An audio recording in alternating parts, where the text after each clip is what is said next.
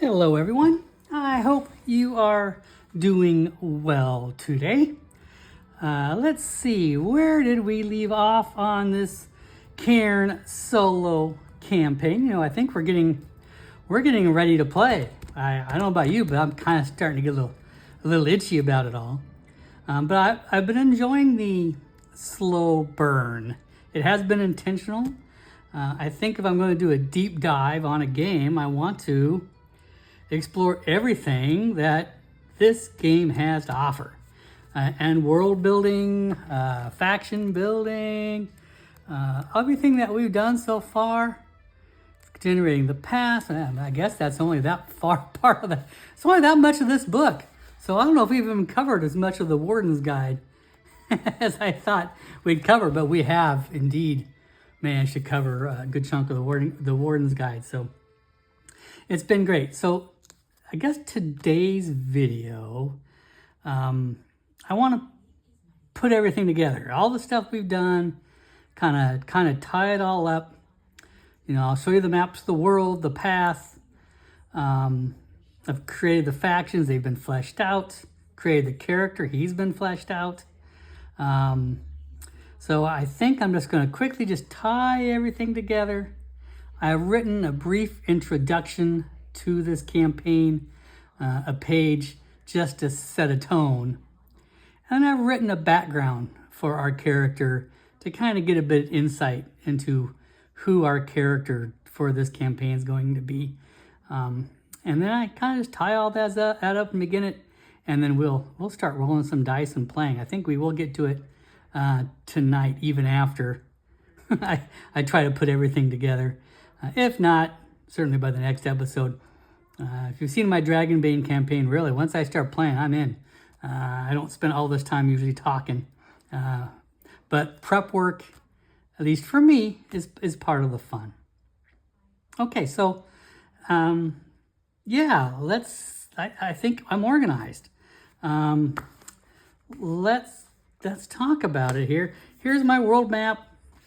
And I think I've showed this off. Here's the final one. Here's our main city of Bracken Abbey, where we'll be spending most of our time. I had a fun time creating this map, as I've mentioned quite a few times. I've heard people say, hey, you don't need to build stuff, just build as you go. That's very true. You can certainly build as you go. But if the Warden's Guide is going to give us tools to build a region, why not use it? Like I said, we're covering everything that Cairn has to offer. I have written down the paths a little bit as well. I've made them a little more fun, just as a fun map on it. We worked an entire video on the watches between these various locations, hidden trails, different regions. Anyway, I did just kind of a fun map of that.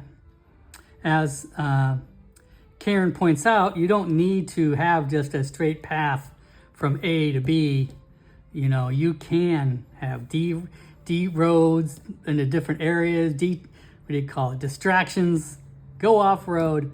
You can find dungeons wherever you want. You can explore, even though the paths send you to a destination, you can go where you want. So I try to develop more trails just for fun, to make the picture look good. That's it. That's our maps. Like I said, I don't know how much it'll apply. I for sure I'm going to visit at least one dungeon, and for sure I'm going to have a forest crawl. Those are two things that are going to happen, because those are two of the big building parts in the Warden Guide as well that I have not done and want to play with and experience. Whether I'll do more than that, who knows? We'll let the play decide. I've not mapped out anything about what we're doing, other than some broad strokes. So I think that's that as far as the map goes. Oh, I didn't name these locations either. I kind of like Inverted Manor and Petrified Tower and Collapsed Estate. I figured naming them, might be a good excuse for downtime actions. Cairn also has downtime actions as part of his gameplay, where between sessions we can do things like research, training, different kinds of advancement, things like that. So I figured that I would do downtime during narrative appropriate times between sessions to use some of that downtime. So if I need to research what is this petrified tower, I can learn more about it through downtime actions. Anyway, that is that. I know I've still got my Misty Vale map out here for Dragonbane, but it makes a good base. Please don't pay attention to what's behind here. Maybe I should just keep it out. I don't know. Maybe I can roll on this thing. It's perfectly fine. Other little things that we need to put together. I have had to make notes a little bit about, our Flint guidelines here. There's some things I do need to pay attention to. Since we've added this fourth stat of presence, presence is going to be kind of a somewhat vague sort of tool for us, a tribute, I should say. So I kind of made notes for myself to remind myself, when am I going to be rolling on presence or making presence checks or using them during my role play? Augment reaction rolls, enhanced die of fate rolls, social engagement. Anytime I need to be having an influence or a reaction with emotion, intuition, connection, or spiritualism, those are things for it. So this is just a reminder card for me to remember that. And even though presence is not in our books, I need to be present about presence. Okay, so I rolled up our character last time. I'll introduce him in a minute. Let me set a brief tone for the campaign. I did, as I said, I did write a little page. All right. Two figures talk to each other in a shrouded room and begin to talk to one another. The bitter wilds is at the far northern stretch of the realm. It is largely a vacant place, but its main feature being a large lake and an unholy area of hot springs and geysers. Outside of a few villages scrapping out life along the chilly heaths, the only significant population is the town of Bracken Abbey. It was founded several hundred years ago by the Order of St. Brennigan. Have you heard of the Order of St. Brennigan? The second row figure says no. Our world is not short on nature worshippers, as we know, but the Order of St. Brennigan is unusual in that they approach their worship as scholars. Rather than planting a tree, they write books about planting trees. I see. Perhaps they are both most well known for proposing the theory that there is no difference between a single tree and a forest. It is all one entity. The idea has gained considerable traction among the universities. Oh, I have heard of them now. The mistletoe monks. That's right, the mistletoe monks. The Abbey has led a rather quiet existence through the years. They manufacture quite a few luxury goods popular among the wealthy, furniture made of living plants, and a few unusual trinkets along similar lines. They made just enough to feed and clothe themselves.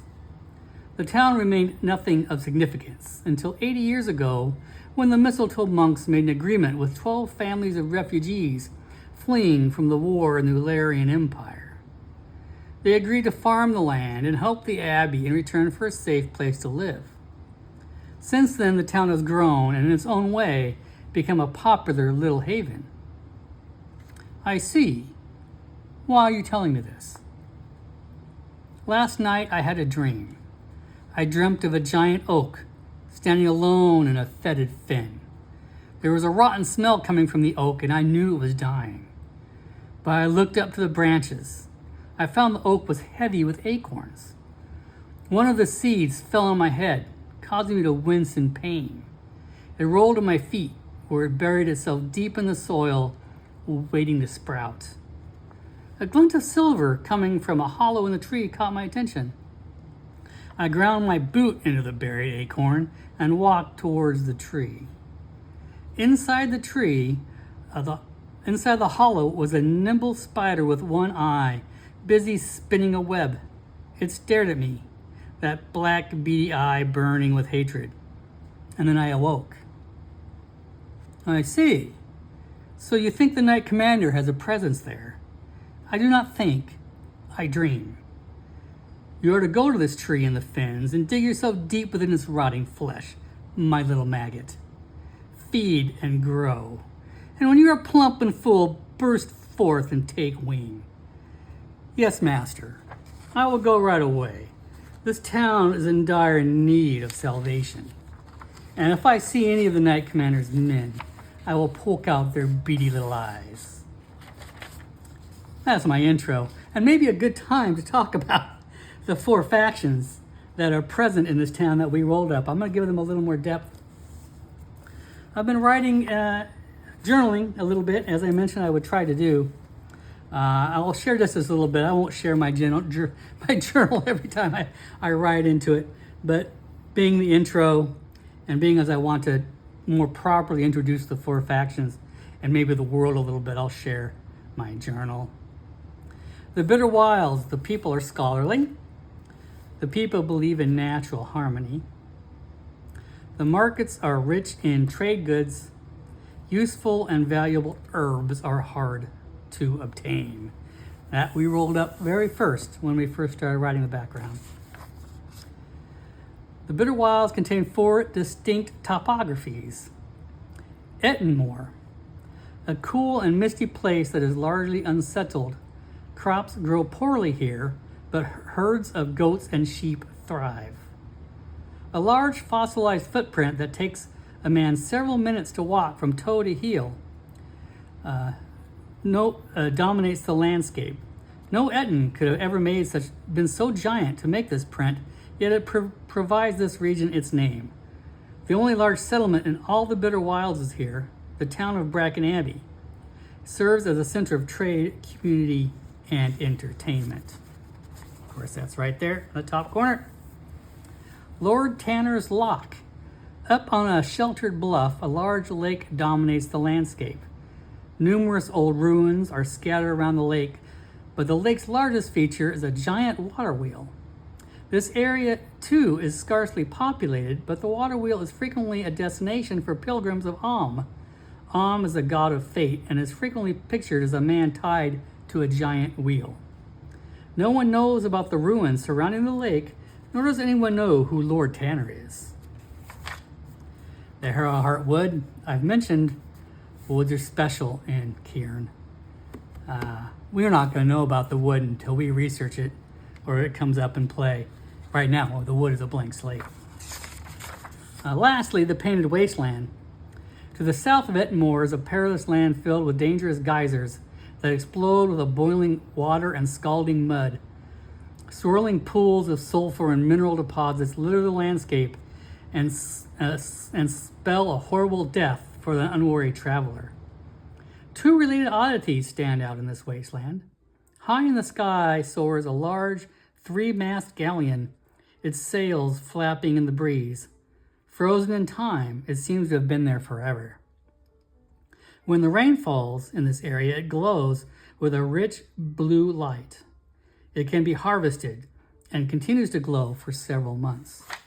All right, there's our regions. The 4 factions. The main faction, the Order of St. Brennigan, commonly known as the Mistletoe Monks. By the way, this is actually holly. Not mistletoe. My wife wanted to make sure I pointed out my negligence of drawing mistletoe and not, or drawing holly and not mistletoe. Consider yourself known now. That'll make her happy. They are settlers. They are intellectual and generous. Their advantage is beliefs. They are seeking new leadership.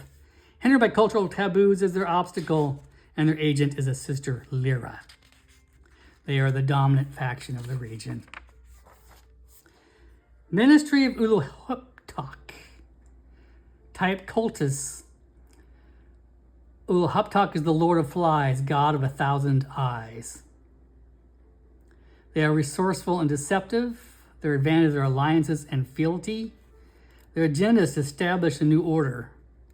However significant capital is required, their agent is their mystic dreamer Anarius. Look at that fly. That's awfully cute for such an ominous group. The 12 families, type exiles. Traits, pragmatic, threatened. Advantages, anonymity, subterfuge, apparatus, and conviction. Agenda, revenge. Obstacle, a key piece of information must be discovered. Agent, farmer, Cavibatello. And last, the BCGM Union. Sheaves of wheat is their icon. BCGM, that stands for the Bakers, Confectionists, and Grain Millers Union. In case you're wondering. Type military. Traits discreet, repressed, advantage fealty, agenda revenge. Obstacle, another faction stands in opposition. Agent is a spy. Mazira Upton. So, there we go. There's the 4 factions. I fleshed them out. I think you can tell just from my intro already where some things are going to lie. How much they will play in my campaign, that has to be seen. I've done no specific planning. We'll let the oracles and the story generate itself as needed. All right, let's meet our main character. I didn't transfer his name over. One thing I haven't done is roll for his age. I believe in Cairn it is 2d20 plus 10. Let me go back to the character. I forgot to roll age when I did. I rolled everything else.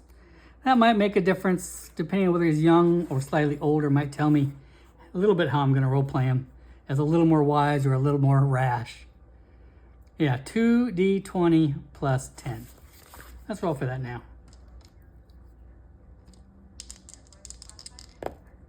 7 and 5, that's 13, plus 10 is 23, so relatively young. Okay, I had his name, but it's not on here. Let's see. Brother.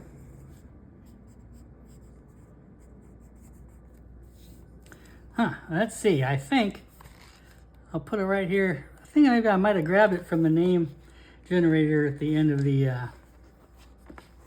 here. They do have like a little name thing on here, kind of like it. It's mainly for a setting in Vald, but it works pretty well anywhere you want. I think I was going to grab the first one here. Alaric is fine. Brother Alaric, I kind of like that just fine. As you can gather maybe by the title of brother, well, heck, I wrote a background for him. It's just a couple paragraphs, but I kind of wanted to establish him as a character. Let's see. Brother Petra is a child of immigrants. His grandparents were refugees who settled here, along with the other 11 families fled a war in the Empire of Valerian. His parents were born here in the bitter wilds, as he was. When he was a child, his grandparents told him many stories of the old country. The bitter wilds is the only home he has ever known. Yet sometimes when he dreams of desert sands, palm trees, and warm waters. Things and places he's never seen, but the many stories of the 12 families haunt his unconscious. Alaric received a vial of whispers, a rare magic item, from his grandfather as a gift. His grandfather said they were used often in the resistance to transfer secret messages back in the old country. Alaric placed it on a shelf and forgot about it until several years after his grandfather's death. One day, he happened to pick up the vial from the shelf and opened it. The voice of his grandfather came to him from the vial. His grandfather told him how much he loved him and what a great man he would grow up to be. Alaric wept for the entire day and only regretted opening that vial. How he wished his grandfather's voice was still there, close to him, but it was gone forever. The next day he asked to join the Order of St. Brennigan so he could learn to read and write. Never again would words be lost to him. The mistletoe monks found use of him and his vial in their hallowed halls, and he's been a scrivener for them ever since. So there's a brief intro for our brother Alaric. He is both a member of the 12 families by being born, a member of the 12 families, but he is also a member of the Brotherhood of Saint Brennigan, known as the Mistletoe Monks. I guess, we'll consider them kind of intro to these factions. Like I said, there may be faction gains, working with faction, becoming more important factions. I don't think we'll worry too much as far as his membership in them as it is. As you know, when I rolled up my last one, I did roll the stats. Strength 15. I did roll a dex of 18 and a wisdom of 13, and then that presence was a 10. I swapped the dex and presence around. This might sound funny. I've never played Cairn, but I've played 3d6 attribute games of their ilk. 18's a weird stat. It's a tough one. In this game, where Cairn is kind of humble, it seems like the sweet spot of stats are between 9 and 13, I would guess. That's like the sweet spot. Just like I would not be sure what to do with a 3 on a stat, I feel equally unsure as to what to do with an 18. An 18 seems too big for this game. You know what I mean? It's too big. Like, all you roll for anything on this game, anytime you do roll, is a d20 against your stat. Oh, look, I would have failed. Look, a 19. I would have failed. But generally speaking, that's it. You do maybe, there's no real modifiers.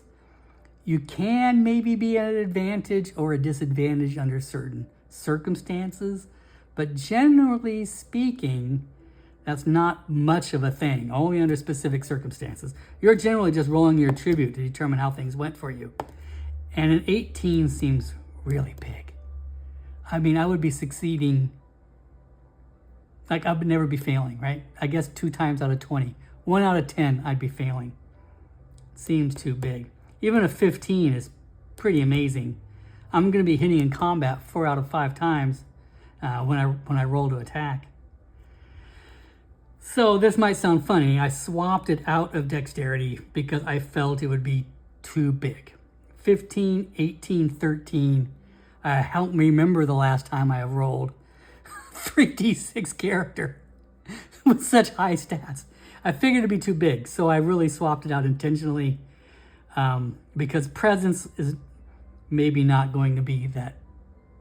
It'll be important in different ways. It'll be important in narrative ways, but it's going to be subtle in its influence, whereas an 18 dex is not going to be subtle. I know that sounds kind of strange, but sometimes things are too big. An 18 seems huge to me. Superhero huge. That'd be, if I had an 18 dex, I'd be like Spider-Man. Okay, so that's it. Introductions out of the way, everything tied up.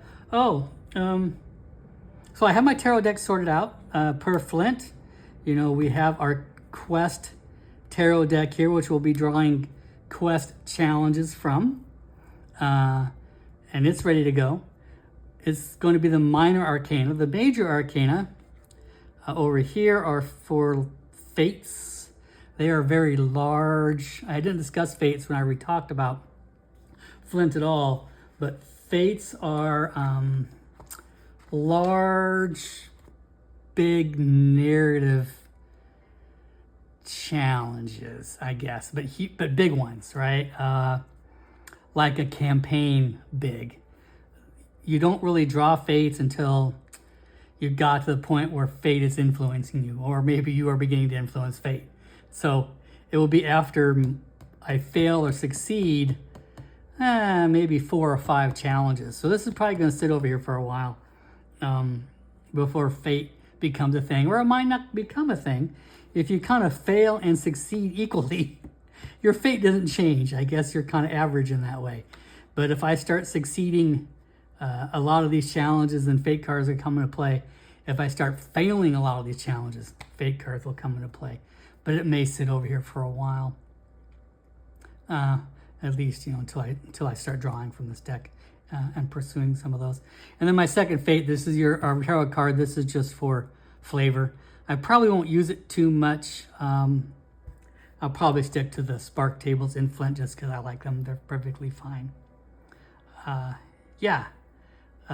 What else did I want to mention? I mentioned presents. I mentioned the cards. I mentioned the setup. I've gone over my character introductions. I've gone over a little bit of introduction to the campaign. Oh, I wanted to talk maybe just a tiny little bit about what we're going to be doing.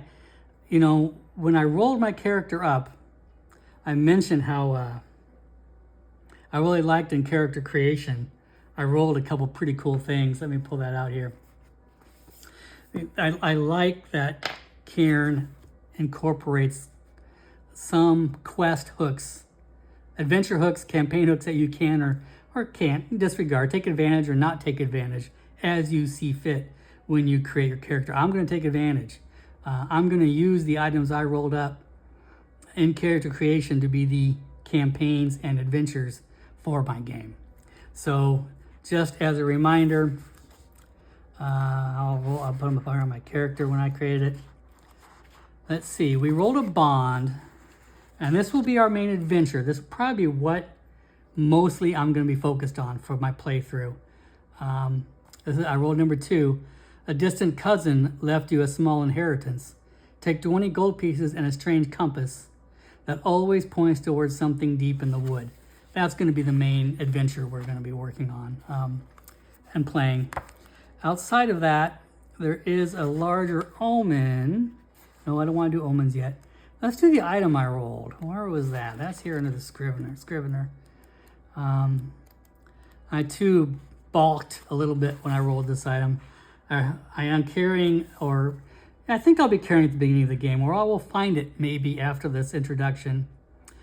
The Garden of Glass, bound in the cover of another book, a heretical work. It describes the materials, procedures, and optimal locations required to open a gate. This is kind of campaign worthy. As you can tell, you got to gather materials. You've got to be able to conduct the correct procedures, and you have to find the optimal locations in order to open a gate. That sounds big, more like a campaign. I may progress on that campaign a bit as we play, make steps towards it. I will make it a factor, but I think it might be larger than my playthrough, at least at this point, is going to be. I think I'm going to focus on that adventure with the strange compass. There's enough there, enough meat in that to keep me busy for quite some time. And then lastly, I do want to mention the omen that I rolled again, because the Omen 2 is kind of like my Garden of Glass. It's big, but more ominous and vague. So the Omen I rolled up, number 16, the constellations have slowly started shifting in the night sky, forming unfamiliar patterns that have stargazers and sages perplexed. Even the animals seem disturbed.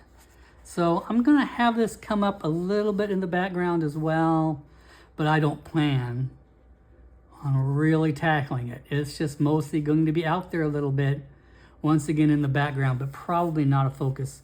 But I am going to make mention of it, I think. I think it's going to be somewhat of a thing. So as you say, I got 3 things on my plate to work with outside of whatever fun stuff the oracles give me as I roll. I've not plotted any of these campaigns. I've not made a narrative yet for it. I may build on a little bit more between sessions as we go along, but really we're just going to free roll it.